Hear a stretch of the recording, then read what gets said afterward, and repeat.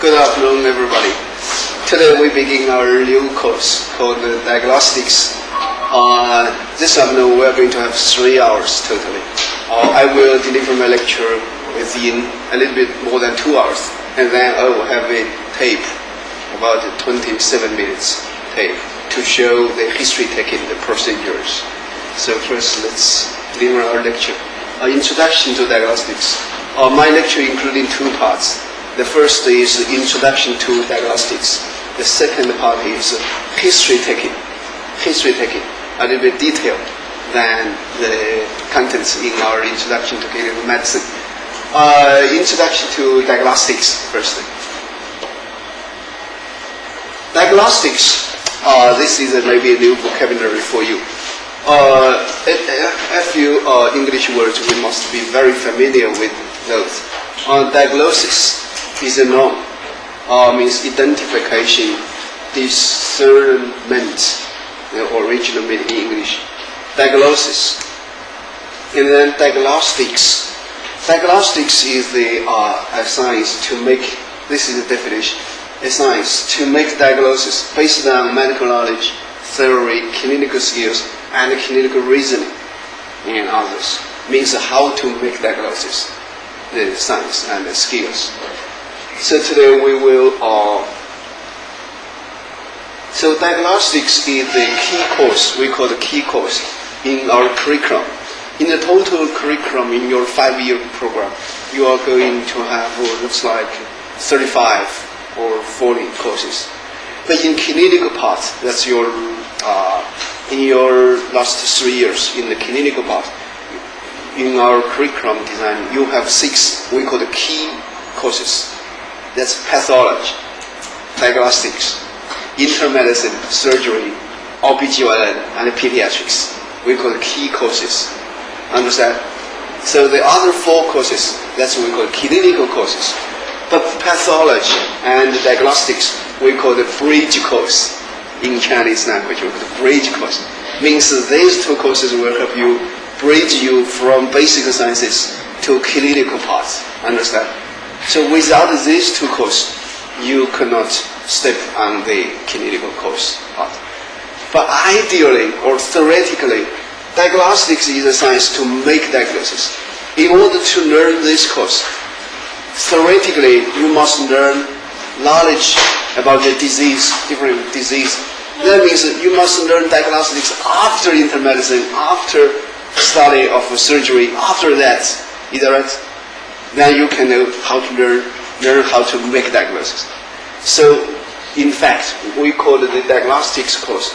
We call it the basics of diagnostics. Understand? So, in fact, the course can be called the basics, the ABC of diagnostics. The ABC of diagnostics. Because diagnostics is a science, if regarded as a science, that how to make diagnosis. You must have enough knowledge, clinical reasoning, and so on. So this course can be regarded as ABC of diagnosis, or we can call it primary study for this science.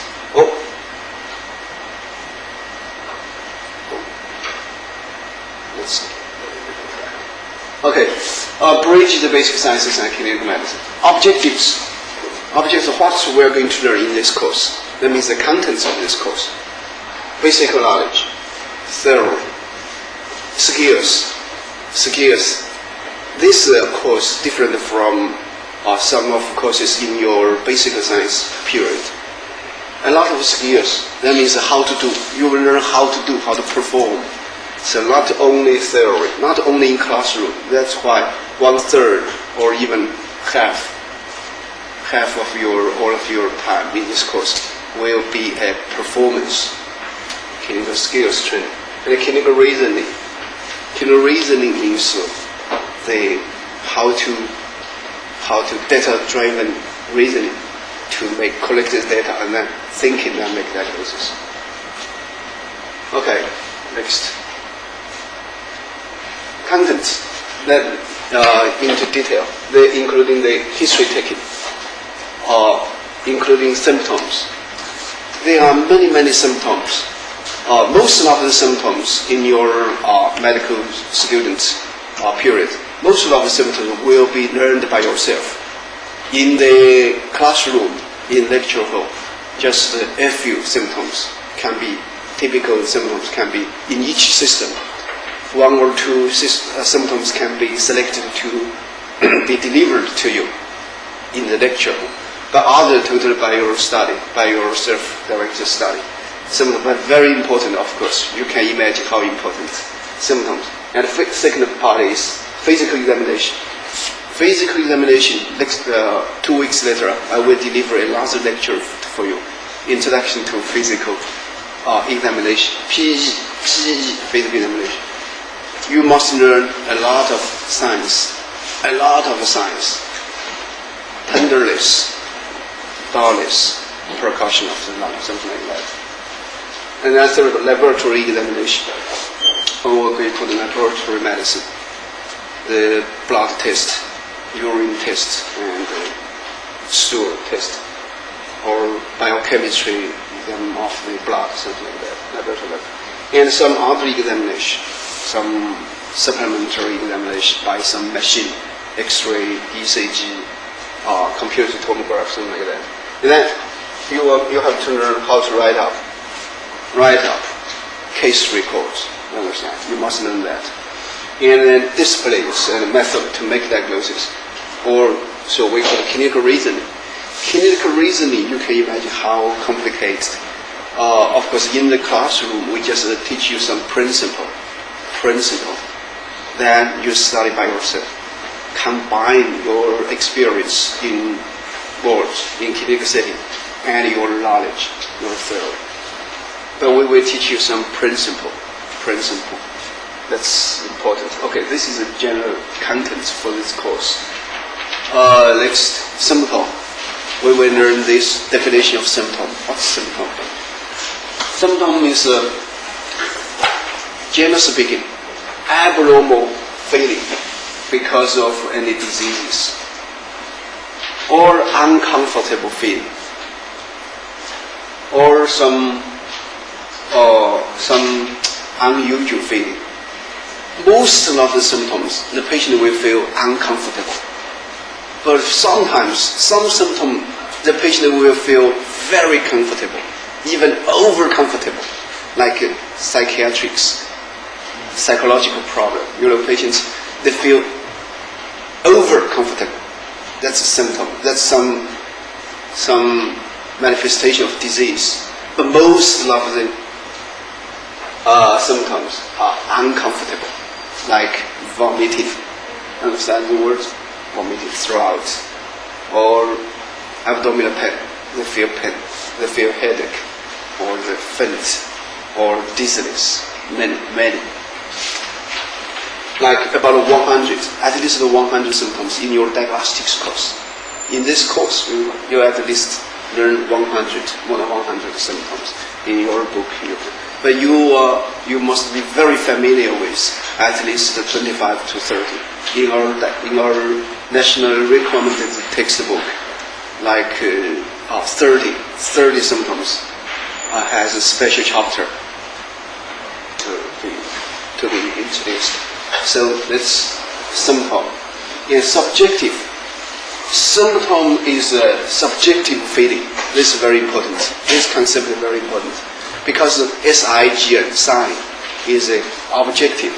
Sign is some abnormal manifestation, but discovered by physician, understand? So this concept is very important. Like pain, palpitation, constipation. Are you familiar with these words? Okay, good. Constipation. Subject, but some symptoms are both subjective and objective. For example, fever. Patient feel fever, but we can measure the temperature, body temperature. So both subjective and objective. Like abdominal mass. The patient will come here with a chief complaint. I find a mass in my lower right abdomen. But the physician also can touch the mass. So both subjective and objective. And faint. For that, do you know the word? Faint. So the patient feels fine, but the physician or the people can notice this manifestation. So we call it. And how to describe the symptom in Chinese language and in English? We can use medical term and layman's language. When you do interview, history taking with patients, you usually use layman's language. Or if you have to use medical term, you must give explanation about the medical term, jargon. Or you must make sure the patient understands the medical term, technical term, understand? If the patient just knows throughout, but they don't know what does it mean by vomitus, you ask him, do you have vomitus? The patient, okay, the patient don't understand what this means. Throughout, you use the layman, but you never use the layman's language to write it down on the case, understand? So differently use in different situations. If you are asked to write down, use medical term. Understand? For example, the vomiting and nausea. Do you know the words? Nausea. Very special feeling before vomiting. So the patient will describe like this to you. I feel very uncomfortable. I want to throw out, but not throw out yet. So your medical record will write, the patient has nausea. Understand? If you write, the patient wanted to vomit many times, but he didn't vomit out. That's layman's language. But in our medical field, we call it nausea. Understand? So different situation, you use different. Okay, secondly important concept, we call it sign. Sign is the abdominal findings detected by physical examination, detected by doctor, we call it sign. This is different concept. Differentiate normal and abnormal. Very important. One of we call the physician's ability, basic skills is to differentiate normal and abnormal. Because patients are always different. People are always different. For example, I give you an example. The rigidity, the tension of the abdominal wall. Understand? So how to judge the abdominal wall is tension or it's normal or it's too soft or too rigidity. It's some books said you must touch at least 1,000 people's abdomen.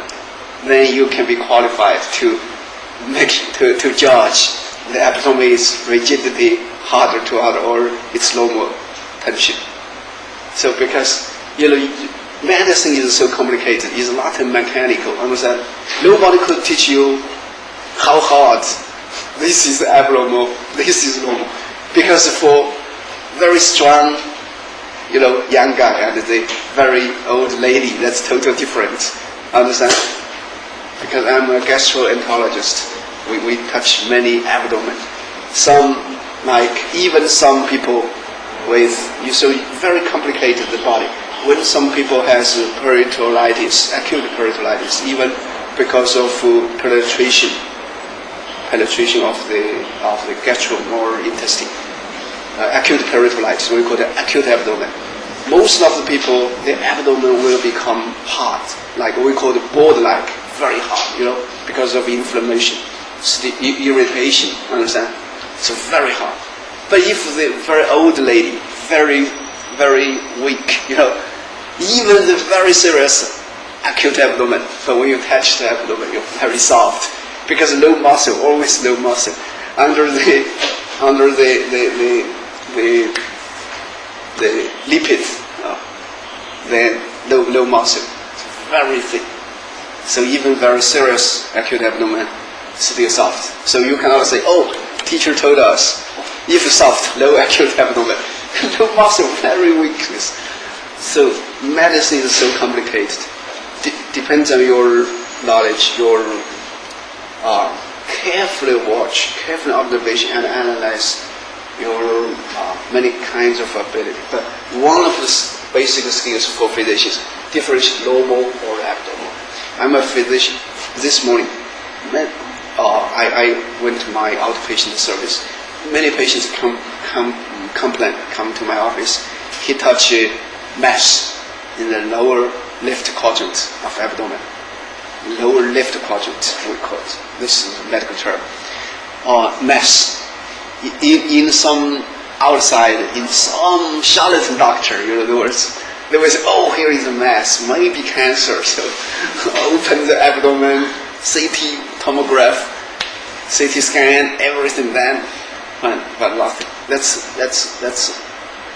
faces, stool, understand? Yeah. Or some very thin people. He touched the vertebra, understand? Vertebra. This vertebra, there is the curve. Some people, oh, here is a mass, and this is a vertebra because his abdomen is so thin. So that's common. So, here is more common. Many people come here, touch here to me. Here, I have a pen. You know this bone, we call the breast bone, sternum. Because this is the 3 parts, understand? And this is not a really joint, but this is very loose joint. So the lowermost body here, we call it epitracheum. Patients usually press here pain, then a lot of examination. But in fact, he always to exert pressure on this bone, and then the joint inflammation, very common. So he always feel, oh, here is a mass, because there is a variety of because of genetic. You understand? Some people, the lower part of the bone, very short. Some people, very long. Some people, this, shaped like this. So when you touch, it looks like a mass. Understand? Very common. So how to differentiate normal and abnormal? That's crucial for physician, basic skills. And of course, the heart sound, the auscultation for heart sound. That's even more complicated, understand, with your stethoscope. So in your future, you must learn a lot how to differentiate the heart sound. Is there a murmur or not? Below murmur, M-U-R. There murmur, how to grade it? First grade, second, is it pathological or it's just functional, just because of his activity, blood pressure increase, a little bit of murmur. Or it's pathological, has some pathological base. Very important how to differentiate this. Because human beings are so complicated, body complicates, understand? Okay, clinical significance of science. When you learn so many science, but you must learn the clinical significance of the science, understand? What does it mean? When you find a mass in the lower quadrant abdomen, lower left quadrant, or right upper quadrant. So different place, or how different size, or different hardness, understand? What does it mean? What does it mean, the clinical significance? What does it mean? So this is what one of the most important content we have to learn. In the science, in diagnostics, your learning approach, you must learn this science happened in what disease. And the probability means how common, understand? For example, like these symptoms and these signs will happen in this disease, but how common, understand? In your intermedicine or surgery, when you learn clinical, you will learn the title will be disease. The disease will have what signs, understand? Up down. So now in your diagnostics, the title is abdominal pain, murmur, something like that. Understand? Dullness and percussion on the chest. Yeah. In which disease? How come? In your internal medicine, you will learn pneumonia. We have these symptoms, these signs. Understand? So different approach. But later on, you will learn much more familiar with this gradually. So in your diagnostics, you no real area, don't worry about more. Step by step. Firstly, step by step, you learn science, symptom and size, in which disease. But you must remember this, the name of the disease. Name of the disease. even you don't know the real detail about the pathogenesis of the disease, but you remember as many as possible the name of the disease, many names.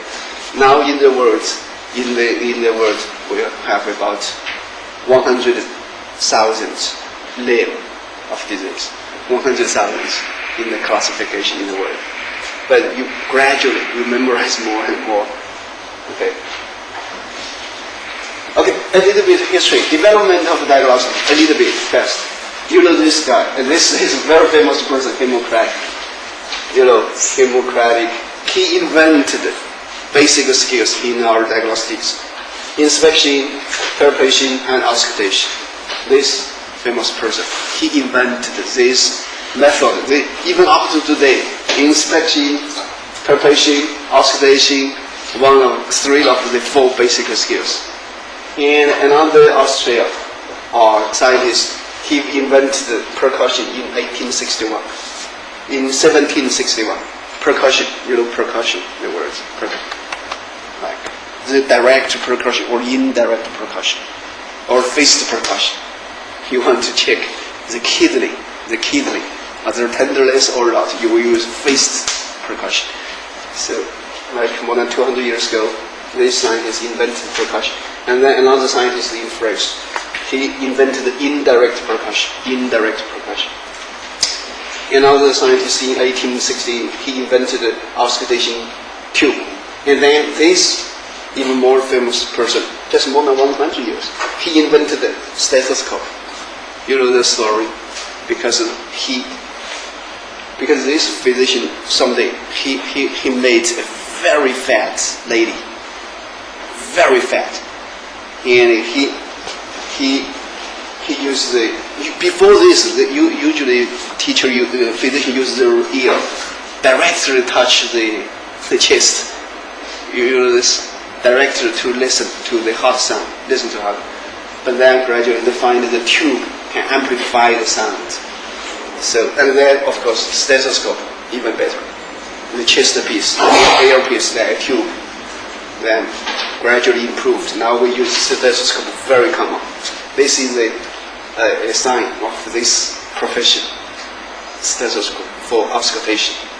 Okay, a little bit history. Then we mention a little bit development in China. You know, traditional Chinese medicine also play a role in the world, in the healthcare field. So even 500 BC,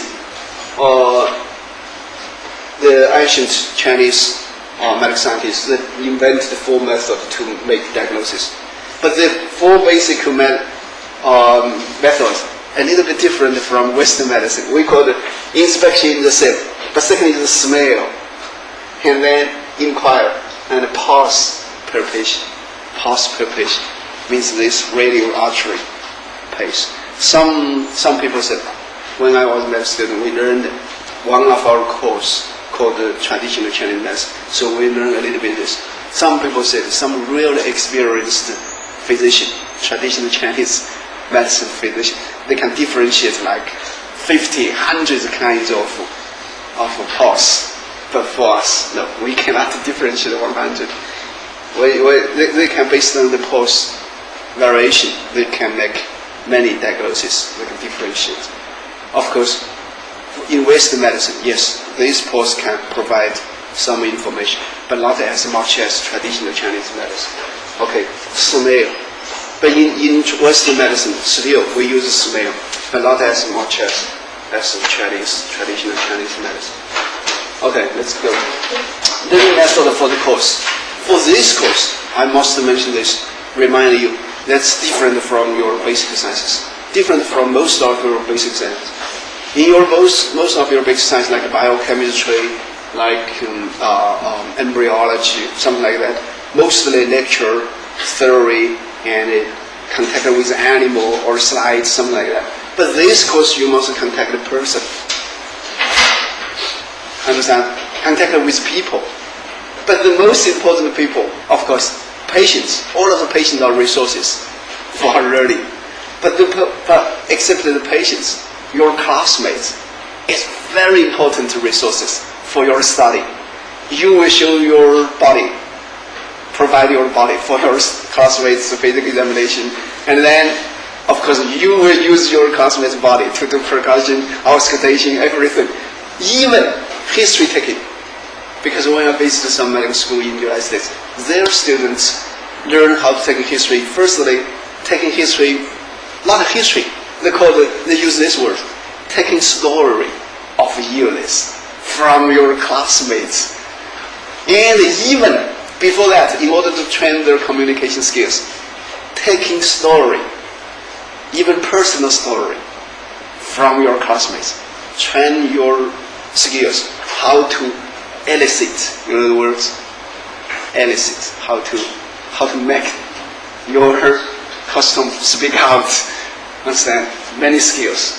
So from that, so in order to, so the learning method of this course including, you have to learn knowledge, that means through lectures, self-study, reading, of course, and then role play. Role playing, do you know the words? Means like interview skills, physical examination. Role playing, just now I mentioned, you examine your classmates. That means your classmates love, he's not medical students. He plays the role of patients. Then you play the role of patients. You lie down, let your students, your classmates examine on you. Bedside, of course, bedside. That's another important learning setting. Bedside means you have to go to bedside to take a history from patients and physical examination. Then you have the chance to contact, to exposure to real science for patients, for variety of diseases, understand? Science. But some students, some of your classmates, they have some science. For example, splenomegaly. You know the word? Spleen. Enlargement. We call it splenomegaly. Maybe some of your classmates have splenomegaly. Then you can provide your body for your classmates to touch. Let them to touch the spleen. This is sign we call enlargement of spleen. So yes, in previous, even in the medical student class, some students have murmur or spleen. Always show your classmates. Even some teacher, they provided their sign for students. That's understandable. Okay, laboratory, of course, you must learn basic laboratory skills. And ECG reading, electrocardiogram, you know the words? Okay. Electrocardiogram. Okay, this is important tech to record the rhythm of the ECG of the heart. ECG, you must learn how to make it and reading, basically. And write up, you must learn write up. I know you will be asked to write a few times, like 2 or 3 times. After you interview patients, you will be asked to write down in English. So in this course, we will tell you the format, how to write. Not you randomize later on like your article. No, we have a format, like a structure. You must write down based on this structure. Write out what you find. Then easy to communicate with the physicians. Okay, role play means the students playing sometimes there's one student, or we call the standardized patient, play the role of patients that you're taking history from the role play.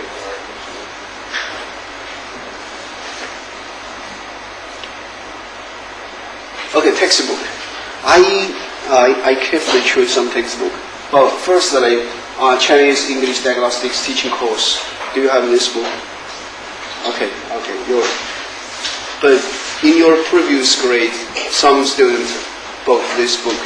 This is bilingual, both Chinese and English. And history and the examination must be. Do you know the word? This book must be. You can buy this book. But this book, this is a crash course. Must be crash course a little bit simple, too simple. But as your textbook, that's okay. But another one, that's a very formal textbook, is a textbook of physical diagnosis, history by Schwartz. Now you have 2002, new edition. This is a very nice book.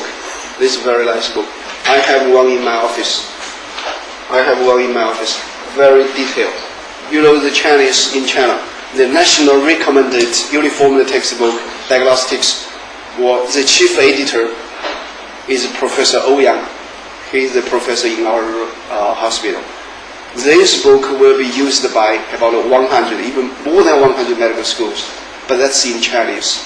You know, we call it nationally recommended uniform book, textbook, diagnostics. I'm one of the writers in that book. So I use this book as one of my important references. Even I translate pick up some ideas from this book, important references. So this book, I appreciate this very much. I bring this book carried back from the United States. But I carry this older one, 1998 version. And now it looks like we have new version, new edition for this book. So easy to find. You can come to my office to see the cover of this book. So mostly easy to get. You can easy to buy this book. And this is basically a very reasonable price in our diagnostics. Okay, the first part. Now let's go to the second part. I don't have time. Okay, 6 minutes more. Let's go further. History taking, second part. History taking is, even no matter which organization, the World Health Organization, the World Federation of Medical Education, or some medical schools in foreign country or in this country, when we make a list, clinical skills for medical students, even 6, 8, or 9 on the list, the first one, always history taking, always. When we treat patients, when we deal with patients, the first step, always history taking. Remember, always history taking. For history taking, okay, the definition, the procedure of taking patient's story of years from the patient or her family members or some related persons who know the story of the patient's story. Take history. Taking history can be very complicated, like 30 minutes, even 1 hour. Also can be very simple. 2 days ago, Sunday, the day before yesterday, I was, chunked. When I eat chicken, one bone, 1.5 centimeters times 0.8, very big bone, terribly cut here. And I went to the hospital. I told the ENT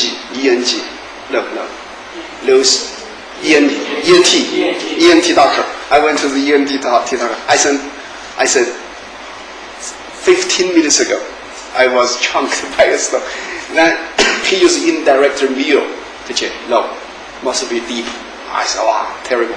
Then I went to the X-ray department, take a plain, PRAI, plain X-ray. Plain X-ray, no sign about the bone. Then I use the barium. Do you know the barium?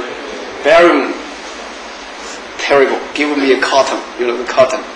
He asked me, if you could not find this bone, let me use the cotton with the barium. Terrible. Swallow. But fortunately, when I swallow the barium, find this bone on the 7th leg vertebra level. 1.5 times 0.8 bone. So when I swallow, very painful, terrible. One doctor said, you must lie down because you already ate something. At least waiting 6 or 8 hours. Now we use the esophagus to take it out. Terrible. But I make a phone call to my friends because I'm a gastroenterologist. I said, come to take it out now. Then my friends, professor, come to the hospital. Use a gastroscope. Terrible feeling to take it out. So this history, very short. 15 minutes ago, I was chunked by the bone. Some history very simple. Some history very complicated. So even yesterday, I feel pain when I swallow. But this morning better. This afternoon looks like good. No problem. Because the bone take it out. So, yeah, history thing. But be careful. This patient has a chief complaint, depression. Most commonly, the patient not looks like that. But he has depression. So he feels very sadness. Depression patients. Okay, importance. history taking, some doctors, some physicians in clinical setting, now we have a law, even very strict regulation, without say your patients, never prescribe medicine to them, never make medical order without saying. Some physicians, their working depend on some high tech, understand, MRI, CT, too much, without carefully taking history. They are not good. They are not qualified. This is not good. We must take history first step, always, because this is our data for making diagnosis, the first step. Then history can provide a clue for physical examination. So know where is the focus, your physical examination, from top to toe, everywhere. Where is the focus? Depends on your finding in your history taking. Provide a clue for your focus for physical examination, and provide a clue for your ordering laboratory examination. Understand? What do you order? You order a blood examination or based on your history? And other examination. Do the patient need the tomograph, CT scan or not? Depends on your patient-doctor relationship. This is the important concept. Otherwise, how to make your patient trust you? If he does not trust you, how can you treat the patient? Biopsychological, biopsychosocial medical approach. So always talk with your patient the first step. Always, the first step to treat patient, always history taking. Basic principles, we will discuss some basic principles. There is some standard approach of collected data, history taking, physical examination. This will always have a standard approach. But you must understand this. Just now I mentioned, patients is so complicated. Medicine is so complicated. Not mechanical. Very different from the produce line for TV set, for television set, for car. Very different. So this is a dynamic fashion from the moment doctor meets the patient. This is a dynamic fashion. We cannot uniform this. So patients are always different. When the physician deals with patients, you must consider the objective as a new one. Very special objective. So unlike a car, the technician to repair the car, every car always the same. Understand?